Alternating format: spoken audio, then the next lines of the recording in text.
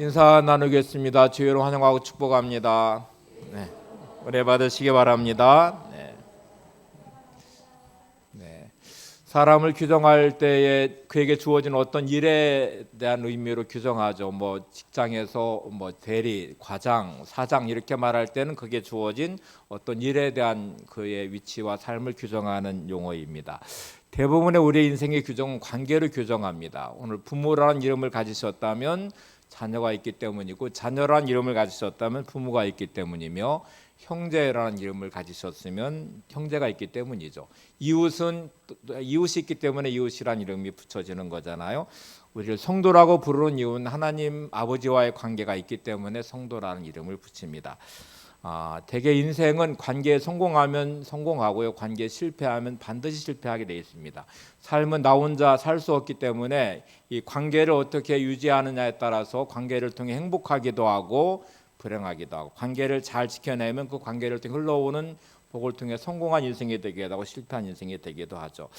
보통 우리가 관계를 규정할 때 이해관계, 그러면 어떤 이익, 손익 계산을 하면서 이해가 될 때에 관계를 유지하게 되고요, 손해가 되면 관계를 단절합니다. 이때 주도권은 나에게 있죠. 내가 계산을 해보고 이 관계는 나한테 도움이 돼, 그러면 관계를 유지할 것이고, 또 나한테 손해가 돼, 그러면 관계를 단절할 것입니다. 보통 이해관계는 세상에 많은 것들에 이제 규정되는 관계이기도 한데, 그렇게 주도적으로 관계를 단절시키면서 불행해지는 관계가 되기도, 행복한 관계가 되기도 하는데, 절대로 끊을 수 없는 관계가 혈연 관계이죠. 이때는 주도권이 나한테 없습니다. 내게 주어진 관계를 인위적으로 내가 끊어낼 수도 없고, 이 관계가 그럼에도 불구하고 관계는 그걸 통해 흘러가는 많은 것들이 있죠. 그래서 관계의 흘러감이 좋으면 아름다운 관계가 될 텐데, 끊을 수 없는 관계는 인위적으로 어떻게 할 수 없기 때문에 이때부터 일어나는 모든 일들은 인생을 불행하고 행복하게 만들기도 하고요, 또 좋은 부모가 되기도 하고 좋은 자녀가 되기도 하지만 아주 안 좋은 나쁜 부모가 되기도 하고 아주 나쁜 자녀가 되기도 합니다. 그래서 오늘은 어버이 주일에서 부모와 자녀와의 관계 부분을 좀 집중해 살펴보려고 하는데, 세상 속에서 어떤 모습으로 살아가든지 부모라는 이름 자체만으로도 위대함이 있죠. 그리고 그 이름만으로도 성경은 순종과 공경이란 단어를 통해 자녀에게 요구하는 바가 물론 있습니다. 대개 살아온 인생의 시간들을 우리가 다 알 수 없기 때문에 부모로서의 살아온 인생의 시간들이 우리는 다 자녀로서는 이해할 수 없습니다. 그래서 대개 이해를 못하는 자녀를 향하여 부모는 너도 애 낳아서 키워보면 내 마음 알 거다, 이렇게 말하는 이유가, 부모의 입장에서 자녀를 양육하다 보면 부모로서의 어떤 아픔도 있고 고통도 있는데, 이거를 몰라주는 자녀를 향해서 너도 애 낳아서 키워봐라, 이렇게 말하고 있는 것이죠. 그리고 자녀들 입장에서 부모에 대한 상처가 있기 때문에 아마 이런저런 억울함과 아픔과 고통을 호소하기도 합니다. 우리가 완벽한 부모가 없기 때문에 또 좋은 부모가 되고 싶지만, 때로는 인격적인 모함이라든지 삶의 어떤 고통과 아픔으로 인한 상처라든지 또 견뎌내기 힘든 어떤 고통스러운 것들, 이런 것들이 담아내는 부모의 모난 모습에 자녀들은 또 상처받기도 하기 때문에 관계는 참 힘들고 어려운 이유 중에 하나이죠. 근데 한편으로 생각해 보시면, 모든 부모라는 이름을 가진 부모는 자녀를 향하여 세상의 그 어떤 관계도 할 수 없는 일들을 해내기 시작합니다. 여러분, 누군가를 향하여 내가 그 정도의 시간과 정성을 쏟으며 그 정도의 물질과 돈을 쏟으며 그 정도의 마음을 쏟으면서 할 수 있는 대상이 이 땅에 있을까 하고 생각해 보시면, 우리가 앞에 말한 이해관계는 조금만 손해봐도 단절시키거든요. 그리고 때로는 이런 관계들이 주어져 있지만 감당하기 어려우면 포기해버리는 경우도 많은데, 단지 부모라는 이름만으로 계산하지 않고 자녀를 향해 쏟아붓고 있는 그 정성과 마음과 시간과 물질은 그 어떤 것으로도 대체할 수 없으니까, 그러니까 부모란 이름 자체만으로도 부모는 위대하고 또 충분히 존경받을 만한 존재임에는 분명합니다. 자, 그럼에도 불구하고 오늘 모든 자녀들 안에는 정말 부모를 순종하고 공경하는 마음이 있을까, 이렇게 다시 질문해 보시면 이 관계 안에 상처가 또 너무 많아요. 그래서 공경하지 않는 자녀, 순종하지 않는 자녀도 너무 많은 것도 현실이기도 합니다. 자, 이게 이제 주어진 현실이라고 우리가 일단 놓고 그러면 이걸 어떻게 해야 될 것인가 하는 답을 좀 찾아가 봐야 되겠죠. 우리가 일단 관계를 규정할 때 부모와 자녀의 관계는 두 가지로 반드시 규정해내야 됩니다. 하나는 절대로 뗄래야 뗄 수 없는 관계라는 것입니다. 이건 그냥 내가 인위적으로 맺은 관계가 아니고 태어나 보니까 부모이고 자녀이고 이렇게 관계가 맺어진 거잖아요. 부모 되신 분들은 내가 이런 자녀를 낳아야지 선택해서 옵션하고 제품을 선택하듯이 선택한 게 아니니까 낳고 보니까 이런 자녀예요. 나는 똑똑한 자녀를 원했는데 머리가 나쁠 수도 있고, 나는 좀 말 잘 듣는 자녀를 원했는데 말을 지지리도 안 듣는 속 썩이는 자녀일 수도 있잖아요. 자녀도 마찬가지죠. 나는 이런 부모를 원하지 않았는데 태어나고 보니까 부모라고 말하는 그 부모의 존재가 부자도 아니고 인격적으로 성숙돼 있지도 않고 삶에도 이런저런 많은 방치돼 있는 듯한 자녀를 향한 마음이 단절돼 있는 어떤 부모를 만날 수도 있잖아요. 그러니 이거 뗄래야 뗄 수 없는 관계임에는 분명하죠.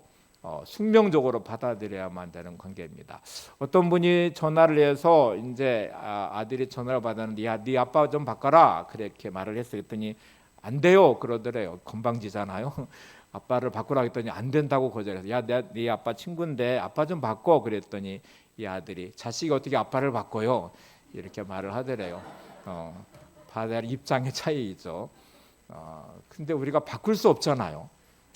제발 좀 바꿀 수만 있다면, 내가 선택만 할 수 있다면 이렇게 말할 수 있는데 바꿀 수 없는 관계예요. 일단 여기가 중요한 첫 번째입니다. 두 번째는 하나님이 주신 관계라는 아주 중요한 성경적 관점이 있어요.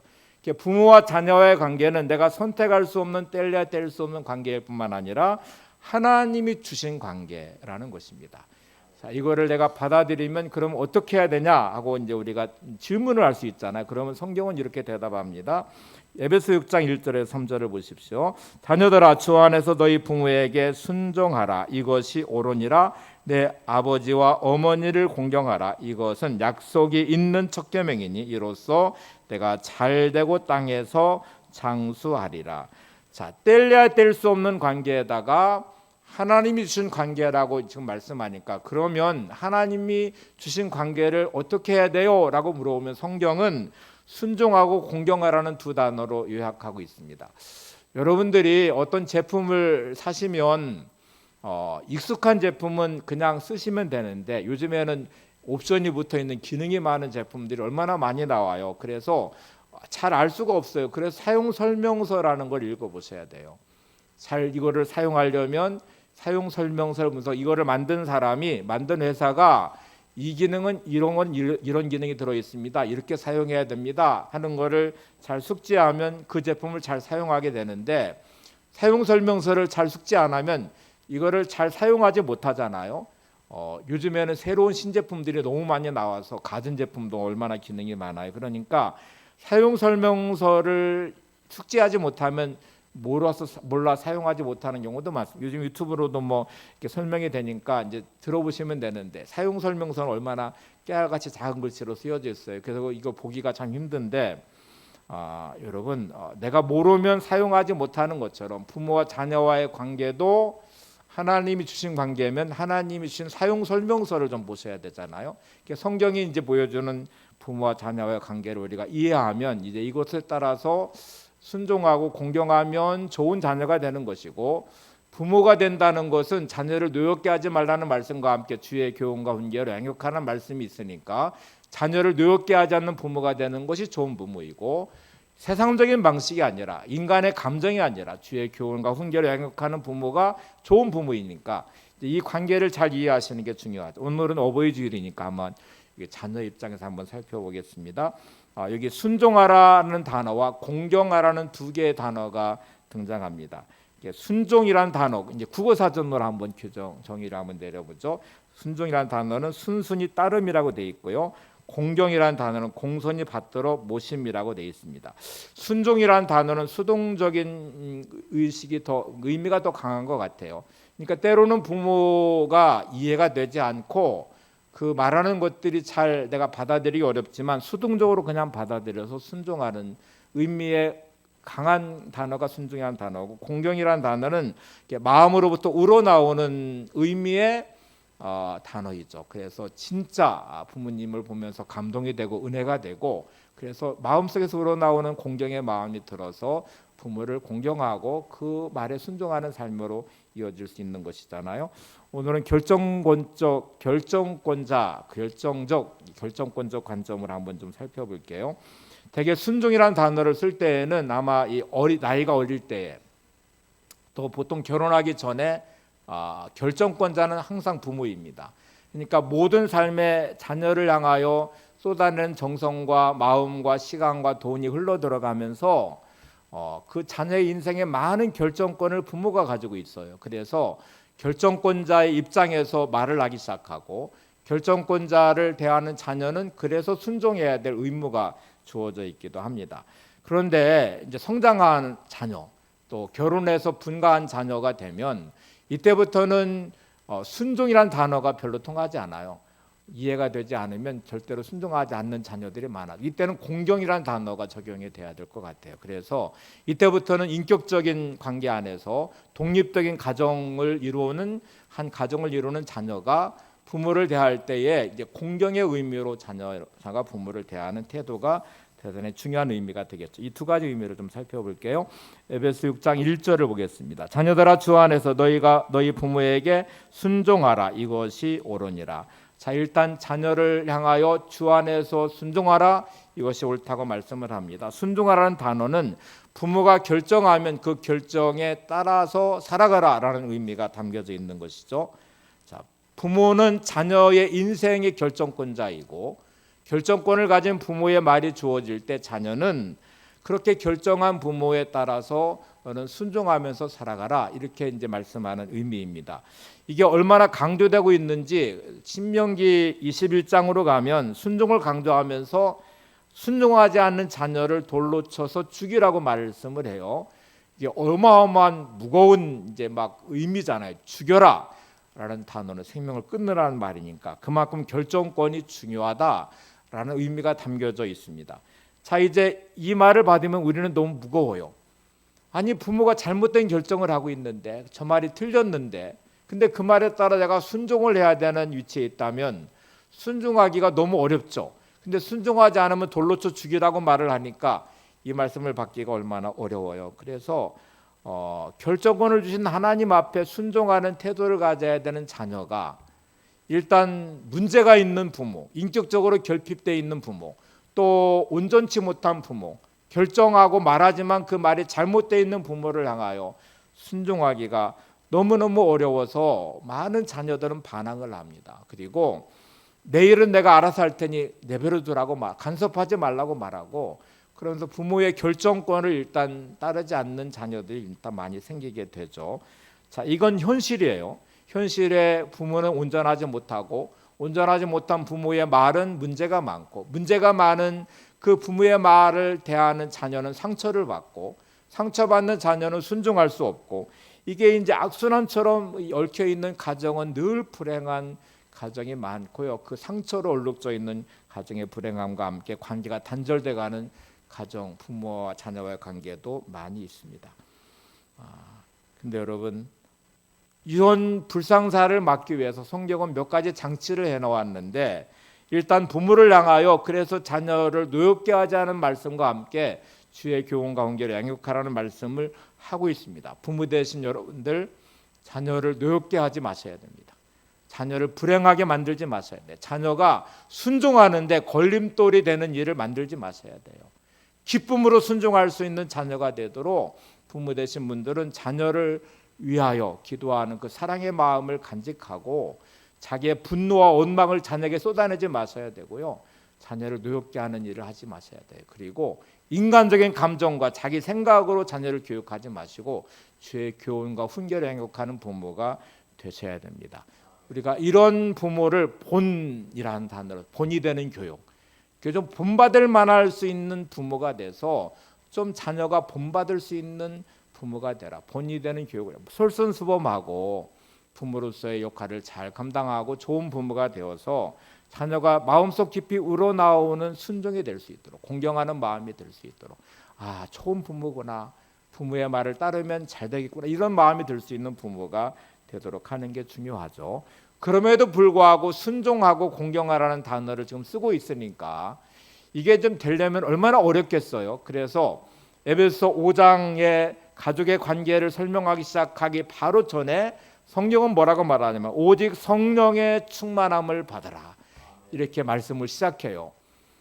이게 인위적으로 안 되고 감정적으로도 안 되는데 그래서 성령의 충만함을 받아서 하나님이 주시는 그 마음을 가지고 그 은혜의 마음으로 부모도 자녀도 부부간의 관계도 형제의 관계도 좀 인간적인 혈육의 관계이지만 그거 인간적인 감정으로 대하지 말고 오직 성령의 충만함을 받아서 하나님 아버지의 마음으로 성령이 주신 마음으로 부모를 대하고 자녀를 대하고 형제를 대하고 이렇게 관계 안에 그런 성령의 충만함을 가지고 대하라고 말씀을 합니다. 그러니 여러분 관계 안에서 끊을 수 없는 이 관계 하나님이 주신 관계를 잘 지키시려면 마치 정원을 가꾸듯이 여러분 자신을 잘 지켜내셔야 돼요. 그리고 인간적인 방법이 되지 않으려면 성령 충만함을 받아서 성령이 주신 아버지의 마음을 가지고 여러분 각자의 위치에서 좋은 부모가 되시고 좋은 자녀가 되시고 좋은 형제가 되셔야 됩니다. 자, 이제 부모에게 순종하라는 이 단어는 가장 큰 걸림돌은 부모의 이중적인 모습 때문에 그래요. 부모가 이중적이에요. 말하는 것과 행동하는 것이 너무 달라요. 말은 번드르르하게 하는데 행동은 전혀 말과 다른 이중적인 모습을 보기 때문에 자녀는 그 부모에게 상처를 받고 자녀는 그 부모 밑에서 순종하기가 어려운 삶의 자리에 서게 됩니다. 그런데 여러분 하나님이 부모를 이중적으로 만들었다는 것을 잊지 마셔야 됩니다. 이중적이지 않는 부모를 한번 생각해 보세요. 나는 이중적인 부모가 아니야. 나는 내가 산 대로 나는 자녀를 양육할 거야 라고 생각하시는 부모들이 혹시 계신가요? 내가 막 거짓말을 하는 사람이에요. 내가 이익 앞에 눈이 멀어서 탐욕에 눈 멀어서 온갖 거짓말과 위선이 있고요. 그래요. 그 부모가 내가 그렇게 살거든요. 그 자녀를 가르칠 때 야, 너 거짓말하는 사람이 돼. 너 위선적인 사람이 돼. 이렇게 가르쳐요. 허황된 꿈을 가진 부모가 있어요. 늘 허황돼요. 막 늘 허상을 쫓아가요. 현실적이지 않아요. 그래서 한탕주의자예요. 뭔가를 할 때 대박만 노리고 복권만 늘 사면서 복권만 내가 당첨이 되면 늘 그렇게 살아요. 내가 이번 것만 잘 되면 한탕주의자인 부모가 있어요. 그래서 늘 도박을 해요. 그래서 자녀를 향해서 한탕주의를 가르치기 시작해요. 도박하는 기술을 가르쳐요. 그런 부모가 있다고 생각해 보세요. 여러분 공부를 진짜 싫어했던 부모가 있어요. 공부와 노는 것만 했어요. 그래서 학교 다닐 때 진짜 공부를 안 하고 놀기만 하고 애튼 막 그 불량 학생처럼 살았어요. 어른이 되거나 자녀를 낳았는데 자녀에게 공부하라고 말할 수가 없는 부모니까 이제 진실해야 되니까 야 너도 학교 다닐 때 놀고 먹고 놀아라. 불량배가 되라. 이렇게 가르쳐요. 부모는 그럴 수 없거든요. 내가 거짓된 삶을 살아도 자녀를 향해 진실하게 살아라. 내가 한탕주의자의 삶을 살고 있어요. 늘 복권도 사고 막 이번 한 번만 이런 게요. 근데 자녀를 향해서 그렇게 가르치지 않죠. 너 성실하게 살아라. 열심히 살아야 된다. 공부를 진짜 싫어했고요. 공부를 안 했어요. 근데 자녀를 향해서 늘 공부하라고 가르쳐요. 너무 이중적이잖아요. 근데 하나님이 그렇게 만드셨어요. 그 이중성이 자녀를 키울 수 있게 만든 거예요. 나는 잘못 살았지만 자녀를 향해 잘 살기를 바라는 그 부모의 마음이 뼈 빠지게 일하고 수고하면서 돈을 그 자녀에게 투자하면서 내가 공부를 그렇게 싫어했고 공부하기를 좋아하지 않았지만 이 자녀만은 잘 되기를 바라는 마음으로 내가 돈 버는 돈으로 가난하고 힘들고 어렵지만 학원도 보내고 내가 한탕주의자로 살고 있는 내 모습은 있지만 자식만은 정말 진실하게 열심히 성실하게 인생을 살기를 바라는 마음으로 그렇게 가르치시잖아요. 그런 부모를 보는 자녀는 상처를 받고 있거든요. 너무 이중적이거든요. 자기는 그렇게 안 살면서 자녀를 향해 말하고 있는 부모의 이중성을 보면서 자녀는 상처받고 있거든요. 근데 여러분 하나님이 부모를 그렇게 만드셨다는 걸 자녀들은 인정하셔야 그 부모의 말에 따라서 자기 인생을 세울 수 있거든요. 아, 부모님은 그런 존재구나. 사실은 그렇게 살지 못했지만 자녀를 사랑하는 마음으로 오늘도 나를 향해서 이렇게 말하고 있구나. 나를 혼내고 있구나. 나한테 이렇게 오늘도 권면하고 있구나. 그거를 내가 믿음으로 받아들이면 그것이 성령 충만한 마음이 필요한 이유죠. 그거를 내가 은혜로 믿음으로 받으면 상처받지 않고 부모의 말을 따라서 순종하는 삶을 살아갈 수 있습니다. 자, 이제 문제는 이 관계가 지속되는 어느 시점에 자녀는 반항을 시작합니다. 여러분 자녀를 키워보신 부모님들 그렇게 말 잘 듣던 아이가 어느 순간부터 반항하기 시작해. 우리가 이걸 사춘기라고 표현하는데 호르몬 작용 때문에 그런 것도 있지만 어느 순간에 부모의 허물을 보기 시작하고 부모의 문제점을 보기 시작하고 더 이상 존경하지 않는 부모, 더 이상 공경하지 않는 부모에 대해서 반항을 하기 시작합니다. 소극적 반항으로 시작해서 때로는 막 언성을 높여서 화를 낼 수도 있고 때로는 가출해 버릴 수도 있고 이렇게 뭔가 관계가 틀어지는 순간들이 오기 시작해요. 그래서 부모는 자녀에게 결정권자로서의 어떤 역할을 감당해야 되지만 어느 시점이 되면 이 결정권을 이양하는 것을 꼭 하셔야 됩니다.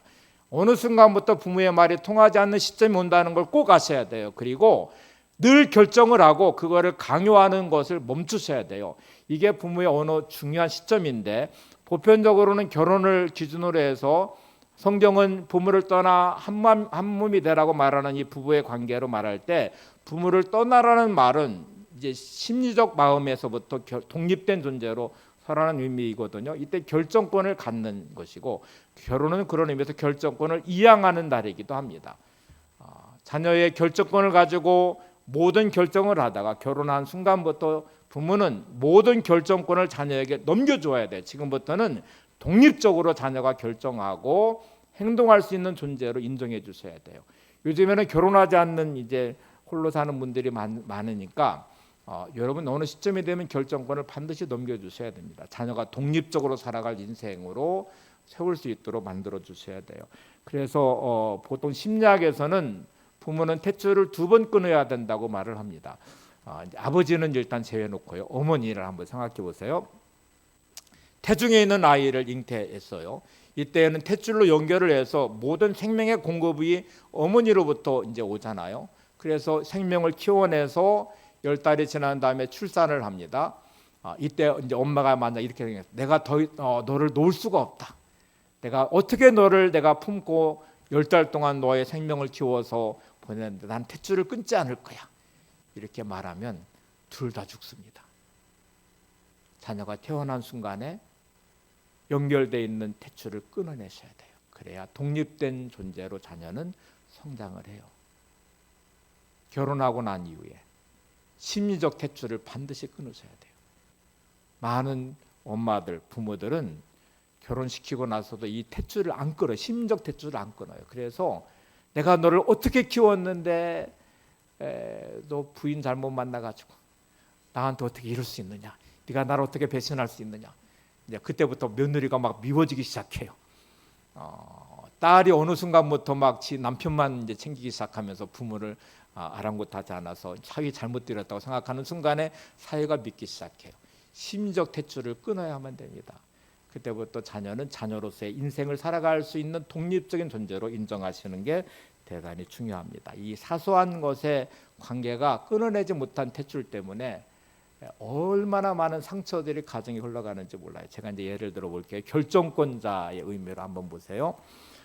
부모가 결정권자로 모든 것을 결정하고 자녀가 순종의 자리에서 그렇게 순종하는 삶을 살다가 결혼하고 나면 이제 독립적인 존재가 되면 또 성장하고 나면 결정권을 일단 이양을 해야 되잖아요. 그리고 결정권을 가진 자녀가 독립적으로 결정하고 이제부터는 공경이라는 태도로 부모를 대해야 되거든요. 근데 이렇게 한번 생각해 보세요. 아들한테 전화를 걸었어요. 야, 퇴근하고 와서 오늘 우리 집에 좀 들려라. 이렇게 말을 했어요. 물론 부모는 좋은 거를 주기 위해서 들려라고 말할 수 있고 뭐를 의논하기 위해서 들려라고 말할 수 있습니다. 근데 이 단어에는 이 말은 무서운 함정이 하나 들어있어요. 지금도 여전히 결정권을 가지고 있어요. 부모가 결정했으니까 따르라는 말이잖아요. 너 회사 마치고 오늘 우리 집에 들려라 라고 말을 했어요. 여기에 자녀의 선택권이 있습니까? 이제 들리지 않으면 부모 상처받고요. 사정이 있어 들리지 못한 자녀는 부모에게 불순종하는 자녀가 되어버려요. 자, 결정권을 이양했으면 이렇게 말하셔야 돼요. 야, 오늘 퇴근하고 우리 집에 들릴 수 있냐? 라고 물어보셔야 돼요. 결정권이 누구한테 넘어가 있어요? 자녀에게 넘어가 있어요. 그러면 이렇게 대화가 가능하죠. 오늘 회사에서 이런 일이 있어서 바빠서 오늘 못 들려요. 그럼 언제 들릴 수 있냐? 이렇게 대화가 되잖아요. 근데 결정권을 가지고 있는 부모가 들려라! 라고 말했어요. 이제 안 들리면 불순종하는 거예요. 안 들리면 상처받아요. 자녀는 사정과 입장이 있는데 뭐 말할 수 있는 여지가 일단 없어 보여요. 자, 이런 일들이 수없이 많이 일어난다는 거 아십니까?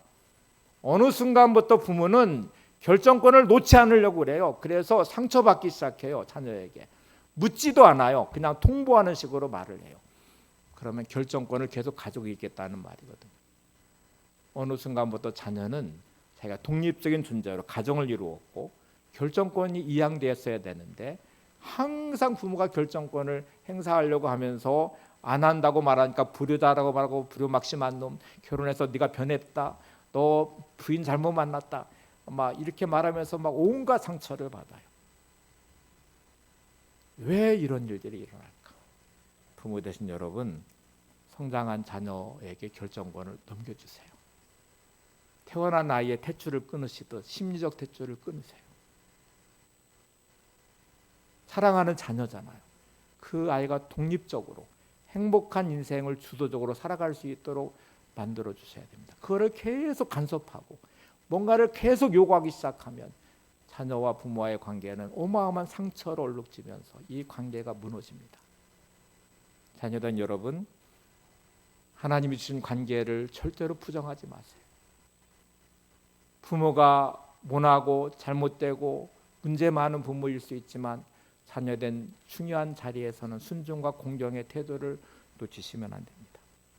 자, 이때부터 이제 공경이라는 단어가 중요한 단어로 등장해요. 공경은 티마오라는 헬라어를 쓰고 있는데 이게 티메라는 명사로부터 나왔습니다. 티메는 가치, 평가액, 존경, 값이라는 의미가 들어 있습니다. 자, 공경이라는 단어는 그 의미가 성립이 되려면 거기에 가치가 부여되고요. 거기에 그만큼의 값이 부여돼야 되고 또 존경이 그 안에 들어가 있어야 되고 이렇게 들어가 있어요. 자, 이거를 제가 이렇게 설명을 해볼게요.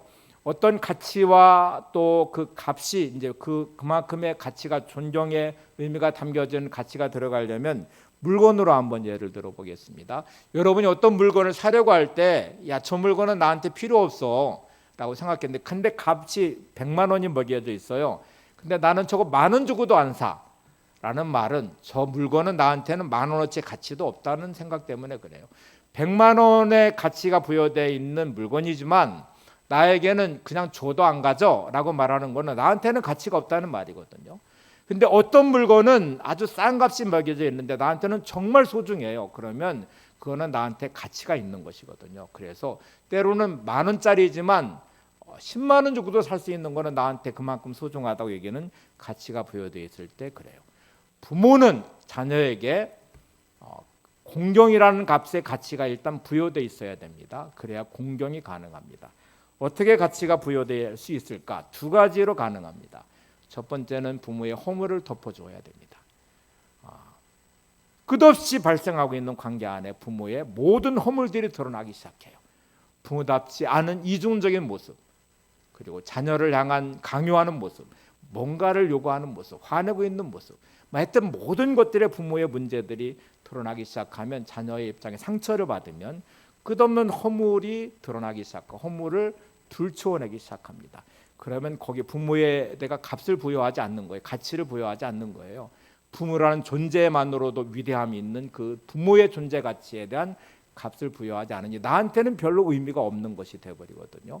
성경에는 이 부분을 얼마나 중요하게 다루는지 한번 창세기 9장 18절 23절에 보면 노아의 홍수 사건 이후에 노아가 나와서 포도주를 먹고 만취한 상태로 나체가 되어서 널브러져 있습니다. 부모의 허물이죠. 아니 부모가 돼서 또 믿음의 사람이 돼서 저렇게 술 취해가지고 그냥 널브러져서 나체가 돼버렸어요. 함이 그거를 발견하고 나와서 셈과 야벳 두 형제에게 이 허물을 들추어냈어요. 아버지가 이랬어. 술 먹고 취해가지고 그냥 나체가 돼서 널브러졌어. 어떻게 저럴 수가 있어? 이렇게 이제 말을 했어요. 셈과 야벳은 그 소식을 듣고 들어가서 옷을 가지고 뒷걸음질을 치고 들어가서 부모의 노아의 나체된 모습을 가려줬습니다. 이게 이제 두 부류의 행동이었어요. 함의 행동과 셈과 야벳의 행동이었어요. 하나님은 부모의 허물을 들춰낸 함을 저주했습니다. 그의 인생을 저주했고 셈과 야벳을 축복하셨습니다. 이게 성경의 중요한 관점이에요. 내 아버지와 어머니를 공경하라. 그리하면 내가 잘되고 땅에서 장수하랴. 이 말씀을 이렇게 바꿀 수 있습니다. 내 아버지와 어머니의 허물을 덮어주라. 그리하면 내가 땅에서 잘되고 장수하리라. 허물을 덮어주는 자녀. 자, 여기는 중요한 가치, 공경이라는 값이 매겨져 있는 거예요. 여러분, 부모 공경의 가장 소극적인 방법은 부모의 허물을 덮어주는 것입니다. 성경은 아주 이거를 분명히 하고 있습니다. 부모의 허물이 분명히 존재하여 그리고 얼마나 많은 문제들이 있겠어요. 어릴 때는 몰랐던 부모가 성장하면서 보여지는 부모의 모습을 적나라하게 보게 되죠. 같이 겪어가면서 겪었던 그 모습들을 보게 되죠. 그리고 그거는 너무나 자연스럽게 허물이 내 안에 들어온 부모의 허물이 들어오면 불편하고 상처받고 그리고 자꾸 말로 꺼내서 말을 하기 시작해요. 그런데 성경은 이거를 금하고 있다는 걸 아셔야 돼요. 허물을 덮어주는 것, 이건 자녀의 공경의 첫 번째 태도입니다. 거기에 가치를 부여하고 값을 매기고 그만큼의 마음을 두는 것인데, 두 번째, 이게 가능하려면 좋은 마음을 가지셔야 돼요. 어떤 마음을 가지라고요? 좋은 마음. 좋은 마음 갖고 싶은데 어떻게 가져요? 저런 부모인데 이제 이렇게 말하는 자녀들이 많아요.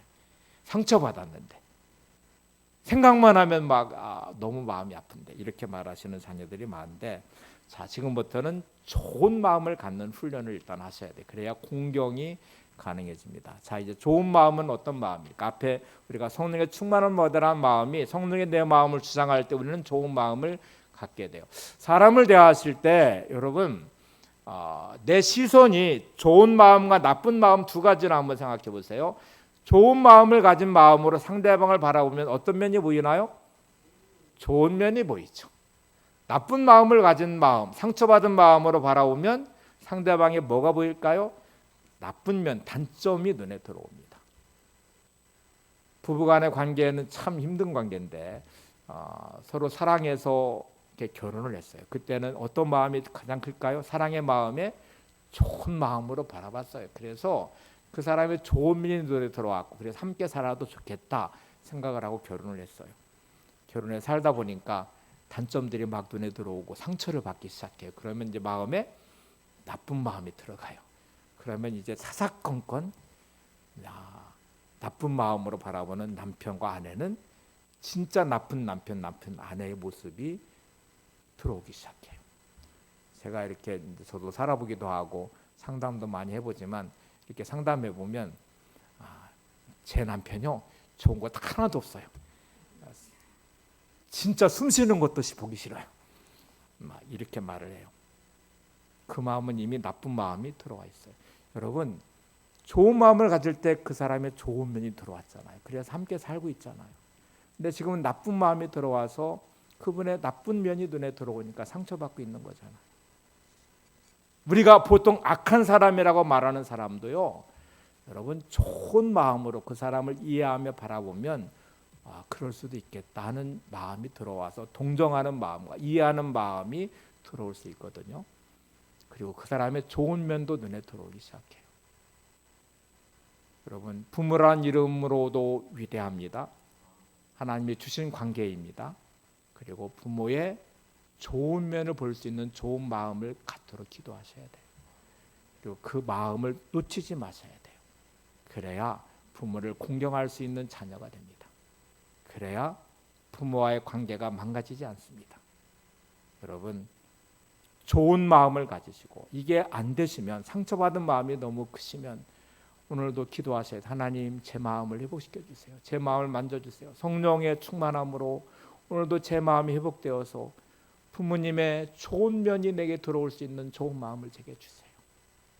살아온 인생의 고단함의 시간들을 보시고 그분이 살아왔던 인생의 고단함, 힘든 순간들, 나를 포기하지 않고 오늘 여기까지 인도해 준 그 사랑을 기억해보고 그 아픔을 한번 기억해보고 그 좋은 마음을 갖고 내 마음에 가치를 부여한 다음에 허물을 덮어주며 좋은 면을 말할 수 있는 부모.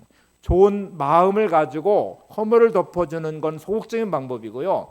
이제 적극적으로 관계가 회복된 진짜 공경의 삶이 되려면 부모의 좋은 점을 말하는 자녀가 되셔야 돼요. 여러분, 좋은 면을 보면 좋은 마음을 갖고 좋은 마음을 가지면 좋은 면을 보고 허물을 덮어주는 것을 넘어서 지금부터는 부모의 좋은 면을 말할 수 있는 자녀가 되시면 반드시 관계는 회복될 것입니다. 이게 얼마나 중요하냐면 여러분이 살아가는 모든 관계는 여기서부터 시작이 됩니다. 내가 가정 환경 안에서 부정적으로 늘 성장했어요. 부모가 늘 지적하고 판단하고 정죄하고 혼내는 부모로만 경험해서 내 마음에 상처가 얼룩져 있고요. 그 마음은 늘 부정적인 생각과 부정적인 마음을 가져요. 그러면 세상에 나가 사람들을 대할 때 이 사람은 반드시 부정적인 사람이고 비판적인 사람이 될 것입니다. 모든 관계에 영향을 받을 수밖에 없습니다. 진짜 무서운 건 그래서 부모의 노릇, 부모의 모습인 것 같아요. 자녀에게 늘 책망만 하는 부모가 있어요. 세상에 살면서 늘 비교당하죠. 여러분, 세상 살아가는데 나를 있는 모습 그대로 용납해주고 인정해주고 사랑해줄 수 있는 곳이 도대체 어딘가요? 학교 가면 성적으로 평가하죠. 누군가는 외모로 평가하죠. 이런저런 모습으로 막 끝없이 평가하고 정죄하고 판단하고 이 마음 때문에 너무 힘든 열등감에 사로잡히고 상처를 받고 그렇게 세상에서 지내다가 집에 들어왔는데 집에서 부모가 또 혼내요. 또 판단하고 있어요. 또 정죄해요. 이 자녀는 도대체 어디서 위로를 얻고 어디서 성장을 해요? 그렇게 상처받은 자녀는 마음 둘 곳도 없고 의지할 곳도 없고 그러니 방황할 수밖에 없고 그러니 가출하게 되고 그러니 관계는 악화되고 그러니 그의 성장의 모습에 얼마나 많은 상처를 얼룩져 있는 이 자녀. 그러면 그 자녀는 나가서 똑같은 모습으로 살아가게 됩니다. 이게 얼마나 무서운 거예요. 되게 아버지의 상처를 많이 받은 딸은 좋은 배우자를 만나 결혼하기가 힘든 이유 중에 하나가 남자를 만날 때마다 아버지의 모습을 계속 보기 시작하거든요. 단점이 먼저 눈에 들어와요. 그래서 또 이렇게 결혼하면 상처받을 것 같아. 그러면 그냥 단절시켜요. 부정적인 것으로 늘 부모의 책망을 들었던 자녀는 나가서 대인관계를 맺으면 그 사람의 약점과 단점이 먼저 눈에 들어오고 비판하는 것이 늘 익숙해져 있고 판단하게 되고 관계도 늘 문제가 생겨요. 그러나 여러분, 가정 안에서 최고로 사랑받는 자녀가 되도록 부모는 포용하셔야 돼요. 평가받는 자녀가 세상에서 평가받아도 집에 들어오면 인정받아야 돼요. 존중받아야 돼요. 그리고 부모는 그 자녀의 상처를 치료하고 회복시키는 부모가 돼야 돼요. 그래야 자녀가 숨 쉴 수 있고요. 자녀는 성장하고 그리고 세상에서 이길 힘을 얻어요. 그리고 사람을 대할 때 판단하지 않고 정죄하지 않는 온전한 인격을 가진 사람으로 성장할 수 있어요. 여러분, 혹시 나를 판단하고 정죄하는 부모에게서 성장하셨습니까? 우리에게 또 다른 부모가 있음을 잊지 마시기 바랍니다. 하나님 아버지가 계세요. 그 하나님은 나를 사랑하십니다. 그 하나님은 나를 판단하지 않으십니다. 그 하나님은 나를 정죄하지 않으십니다. 우리 있는 모습 그대로 용납하시며 인정하시고 우리를 축복하시는 하나님 아버지이십니다. 그리고 내가 상처받은 나가 돌아올 때 그런 나를 끌어안으시고 포용하실 수 있는 아버지이십니다. 그리고 나를 세우시는 아버지이세요. 그런 하나님 아버지 안에서 여러분의 모든 상처도 치유되시고 성령 충만한 마음으로 육신의 부모를 공경하는 자녀들이 되시기를 바랍니다. 그리고 그 안에서 하나님 주시는 복을 누릴 수 있는 믿음도 여러분 안에 있기를 바랍니다. 좋은 부모가 되시고 좋은 자녀가 되시고 좋은 성도가 되시기를 바랍니다. 특별히 하나님 아버지를 대하시는 성도된 여러분, 육신의 부모는 허물이 많고 문제가 많아서 상처받을 수 있지만 하나님은 온전하시고 완전하신 분이에요. 그래서 말씀에 따라 순종하면 절대로 하나님은 변함이 없으신 하나님은 여러분에게 하나님 말씀을 이루어내실 것입니다. 오늘도 이 믿음 안에 승리하신 여러분들이 되시기를 바랍니다.